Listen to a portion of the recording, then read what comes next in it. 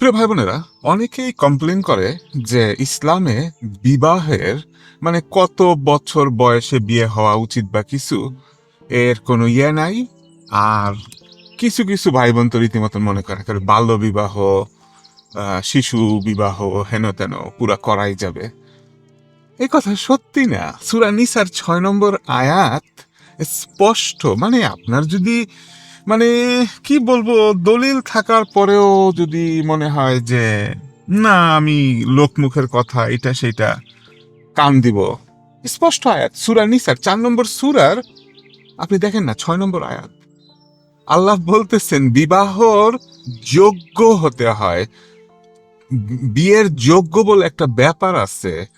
শিশু, নবজাত, ছোট মানুষ আবার যোগ্য হতে হয়। তো সেই যোগ্যতা কি? যোগ্য এটা এনাফ আমি মনে করি। এটার পরে আর লাগে না। তো যোগ্য হতে হয়, আর জানছি, ঠিক আছে, আমি জানতে পারলাম আল্লাহ বলছেন যে বিবাহ যোগ্য বলে একটা বিষয় আছে। এটা ওপেন রাখা হয়েছে এমন না, এটা আমি জানতে পারলাম। আচ্ছা, এখন আমি খোঁজ করতে যাই। তাহলে আমি খোঁজ করতে যাই যে সে যোগ্যতা কিসে যোগ্যতা হয়, কি না হলে যোগ্যতা হয় না। আল্লাহ বলে দিচ্ছেন এমন একটা বয়স, এমন একটা পর্যায়ে ভার বুদ্ধি একজনের হতে হয় যাকে আপনি মনে করেন, আপনি আমি বিভিন্ন সমাজ সেই সময় সেই যুগে সেই কালে আমরা মনে করব যে সম্পত্তি বুঝাই দেওয়া যায়। এনা একটু পরিপক্ক হইছে, এর বয়স হইছে, ভার বুদ্ধি হইছে, এই ব্যক্তিকে সম্পত্তি বুঝাই দেওয়া যায়।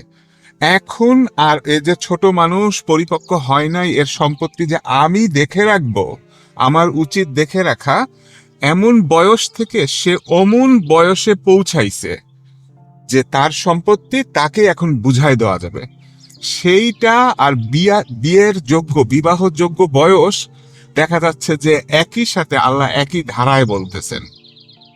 তো যখন আপনার ভিতরে দোনোমনো আসবে বা মনে হবে আমি জানি না, বা কে না কি বলতেছে, কে জানি কোথায় বলছে 6 বছরে বিয়ে করা যায়, শিশু বাল্য বিবাহ, কে বলতেছে 9 বছরে ঘর সংসার করা যায়, এমন যখন আপনি শুনবেন, আর আপনি যদি পরিষ্কার মনের হয়ে থাকেন, এমন মনের হয়ে থাকেন যে আল্লাহ আপনাকে কি বলতেছেন ওইটা করতে চান, আপনি যদি এমন হয়ে থাকেন, আরেকজনকে যদি শিখাতে চান যে আমি আমি বলতেছি, আমি দেখছি, এমন আয়াত আছে, এমন শিক্ষা আছে, তাহলে ভাই বোনেরা আমি একদম ভালোভাবে বলবো সূরা নিসার 6 নম্বর আয়াত আপনি দেখেন।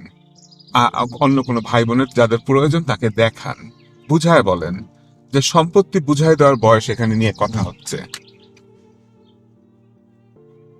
সম্পত্তি বুঝাই দেওয়া এটা কতটুকুন পরিপক্ক হইতে হয় একজন মানুষকে সম্পত্তি বুঝাই দিতে হলে, সেটাকে বিবাহযোগ্য বলা হচ্ছে।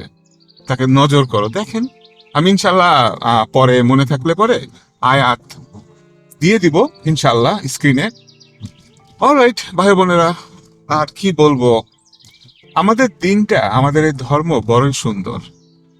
এটার ভিতরে এটার ভিতরে আপনার অনৈতিক ব্যাপার, তারপরে সমস্যা তৈরি হয়, কোনো মানুষের শারীরিক ক্ষতি হতে পারে, মানসিক ক্ষতি হতে পারে, প্রেশার পড়তে পারে, তারপরে সে হ্যান্ডেল করতে পারবে না।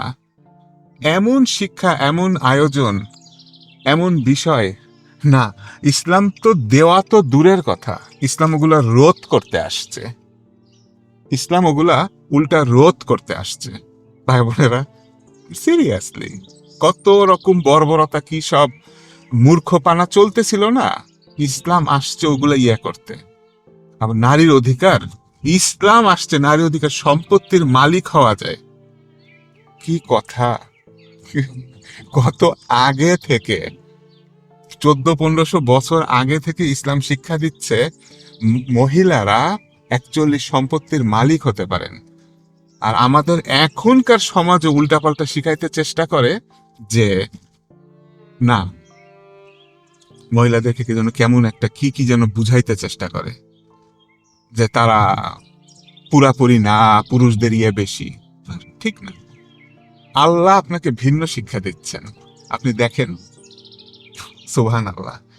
অলরাইট, প্রিয় ভাই বোনেরা, সূরা নিসার 4 নম্বর সূরার 6 নম্বর আয়াত দেখেন। বিবাহর বয়স কোনো মনে থাকবে না, স্পষ্ট আপনার কাছে পরিষ্কার হয়ে যাবে বিয়ের বয়স কাকে বলে। ইনশাআল্লাহ, ইনশাআল্লাহ।